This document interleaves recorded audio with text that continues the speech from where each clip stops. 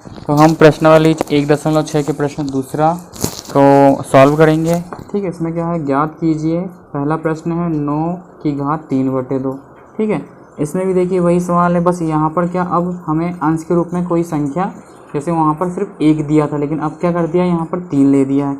ठीक है, सवाल वही है, वही पैटर्न पर आधारित है, उसमें कोई सवाल में दोनों में कोई अंतर नहीं है, बस यहाँ पर अंश में यहाँ पर हमें संख्या दे दिया है।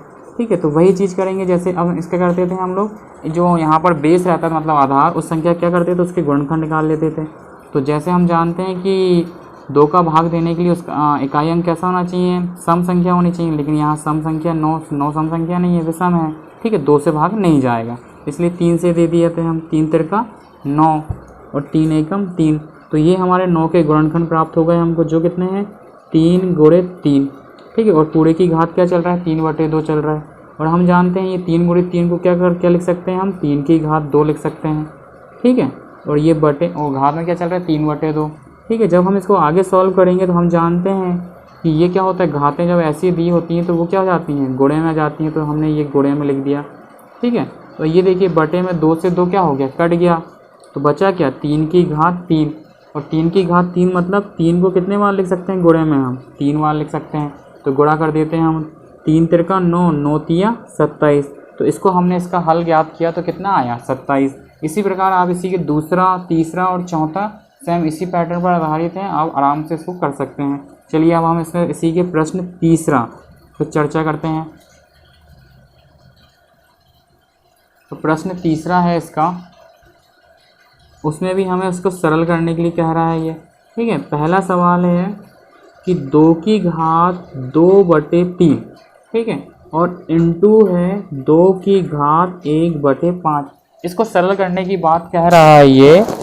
तो ठीक है, अब हमारे पास है वो नियम लगाना पड़ेगा, जो घातांक के नियम मैंने इसके पूर्व जो वीडियो अपलोड मतलब वीडियो डाला था उसमें है। घातांक के नियम में क्या करते हैं हम लोग कि घात है हमारे पास में। ठीक है, अब यहाँ देखिए इसका भी आधार 2 है, इसका भी आधार 2 है। ठीक है, और आप हमने एक नियम पढ़ा था, और ये इंटू मतलब गुणे का चिन्ह है। ठीक है, अगर एक ही घात, जैसे एक ही घात अगर m है और गुणे में एक ही घात n है, देखो अलग अलग घातें हैं। ठीक है, तो क्या हो जाता है, m धन n, आधार समान है तो और गुणे में तो घातें जुड़ जाती है। ठीक है, देखो ये जैसे मैंने बोला घातें अलग अलग हैं, तो अगर घातें एक भी हैं तो कोई दिक्कत नहीं है, वो जुड़ेगी। ठीक है, तो ये नियम लग जाएगा। तो इसमें अगर हम इसको सॉल्व करेंगे तो यही नियम के द्वारा कि आधार समान है तो घातों में क्या कर दीजिए, जोड़ दीजिए, 2 धन 1/5। ठीक है, जैसे मैं ये 2/3 ऐसा भी लिख सकते हैं और धन ऐसा भी लिख सकते हैं। ठीक है, मैंने अभी ऐसा लिख दिया हूँ। चलिए आपके लिए मैं इसको अभी सही कर देता हूँ, जैसे कि 2/3 धन 1/5, ये पूरा का पूरा इसकी घात में चल रहा है। ठीक है, अब देखिए हमारे पास में इसको अब इसको सॉल्व करना है। एक तो यदि लघुत्तम द्वारा कर सकते हैं, या दूसरा एक आसान तरीका मैं बताता हूँ। ये 2 है कि और इसकी घात में चल रहा है इसको, हाँ, तो क्या करिए, इन दोनों का गुणा कर दीजिए। तो 5 में 3 का गुणा करें तो क्या हो गया, 5 तिया 15। ठीक है, फिर क्या करिए, इनका त्रिया गुणा कर दीजिए। अब 5 का गुणा 2 में कर दो तो 5 दूनी 10, और जो चिन्ह है वो बीच में लगा दिया हमने। फिर इसका त्रिया गुणा करें, 3 एकम 3, तो ये हो गया। अब इसे आगे सॉल्व करते हैं, तो ऊपर 10 में से 3 जोड़े तो 13 हो गया बटे 15। अब हम इसे और छोटा नहीं कर सकते, क्या हम इसे काट सकते हैं, क्या नहीं काट सकते, तो यही हमारा उत्तर हो जाएगा।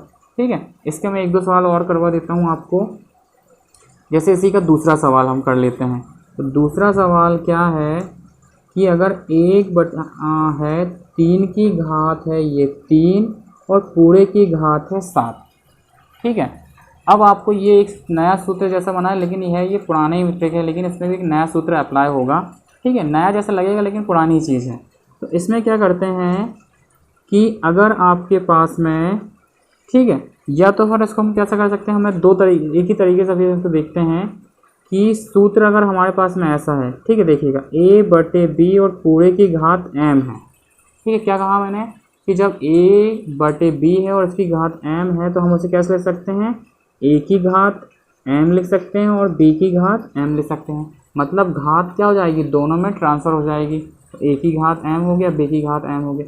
तो यही जो सूत्र हम यहाँ लगा देते हैं, तो ये क्या हो जाएगा, 1 की घात 7 और ये क्या हो जाएगा, 3 की घात 3 तो पहले से था और इसी को क्या कर दिए, घात 7 कर दिए। ठीक है, तो अब इससे सॉल्व करते हैं। और हम जानते हैं 1 की घात 7 कहें या जो कहें चाहे 1000 कहें, एक की घात कुछ भी हो उसका मान हमेशा एक ही रहता है, ठीक है। अब यहाँ पर देखिए 3 की घात 3 है। अब हम जानते हैं जब इस टाइप का रहता है घात के ऊपर घात लगी रहती है तो वो क्या जाते हैं, गुणे में आ जाते हैं। तो 3 गुणित क्या हो गया, 7 हो गया, ठीक है। अब आगे सॉल्व कर लेते हैं। अब 3 गुणित 7 है मतलब क्या हो गया, 7 या 21। एक ये हमारा एक उत्तर हो सकता है। लेकिन मान लीजिए आपको ये माइनस में लाने के लिए कह सकता है तो क्या होता है, इसे हम माइनस में ही प्राप्त कर सकते हैं। जैसे कि 1 है और उसके नीचे 3 की घात 21 है, मतलब 3 की घात कुछ भी हो, ठीक है।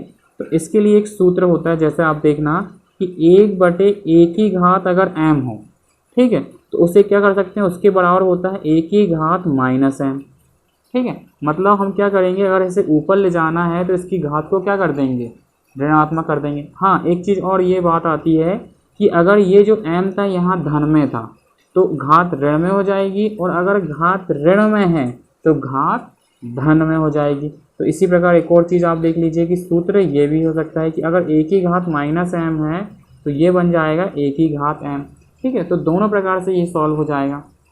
लेकिन हमारे पास में अभी क्या है, 3 की घात 21 जो धन में है, तो कौन सा सूत्र लगेगा हमारा, ये वाला। तो ये हो जाएगा 3 की घात ऋण 21। तो ये हमारा प्रश्न दूसरा सॉल्व हो जाएगा, ठीक है।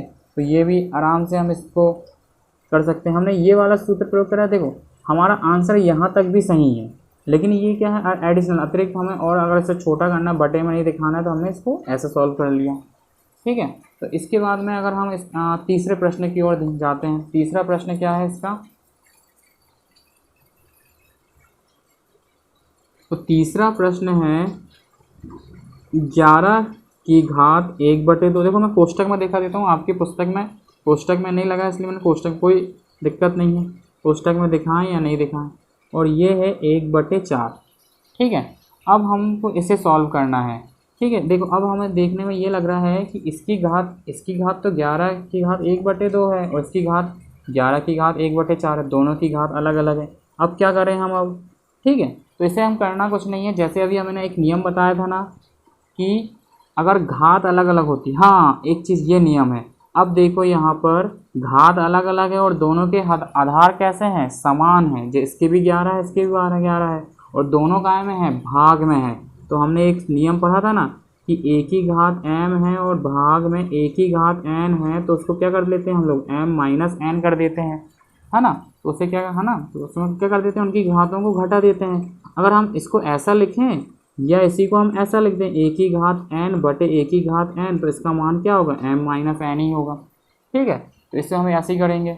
तो इस सूत्र का प्रयोग करके हम इसे कर देते हैं। तो ये हो जाएगा 11 की घात क्या हो जाएगी, 1/2 ऋण 1/4। डायरेक्ट हमने सूत्र का प्रयोग करा और इसका हमने ऐसा कर दिया इसको। अब हमें सिर्फ क्या करना है, ये जो घात इसका हम क्या करना है, लघुत्तम लेके इसको हल कर लेना है।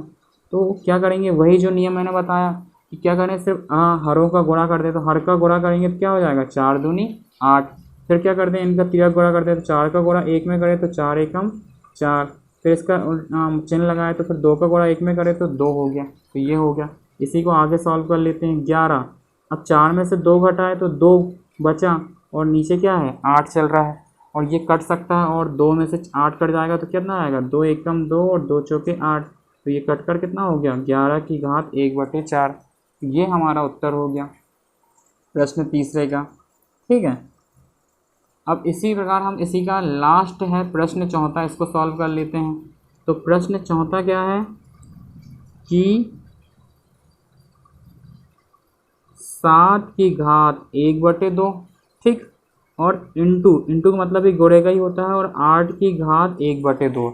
अब देखिए यहाँ पर हमें एक और सूत्र का प्रयोग करना है, जो हमने लिखा है कि यहाँ पर देखने से क्या है कि घातें दोनों की एक हैं और दोनों के आधार अलग अलग हैं। तो मैंने बताया था आपको ना कि क्या करते हैं, अगर घातें एक जैसी हों, मतलब a की घात m हो और गुणा हो, इंटू मतलब गुणा ही होता है, और b की घात भी m हो, तो तब क्या करते हैं हम लोग कि a और b को गुणा कर देते हैं और उसकी पूरे की घात क्या बन जाती है, m बन जाती है, ठीक है। तो वैसे ही हम यहीं पर इसको अप्लाई कर देंगे। तो ये हो गया, मतलब इससे हमने बेस का क्या कर दिए, गुणा कर दिए, ठीक, और जो घात थी उसको क्या कर दिए, 1/2 लिख दिए। चलिए अब हम इसका गुणा कर देते हैं, तो 7 का गुणा 8 में किया हमने, तो 7 या 8 ही क्या हो गया, 56 हो गया। हुआ कि नहीं हुआ? और पूरे की घात कितना चल रहा था, ये चल रहा है 1/2, और यही हमारा इसका उत्तर हो गया। तो इस प्रकार हमने ये सभी जो चारों प्रश्न को सॉल्व कर लिए हैं। ठीक है, इसके बाद हम आप नए वीडियो में आगे प्रश्नावली या नए पार्ट की बात करेंगे। ठीक है, धन्यवाद।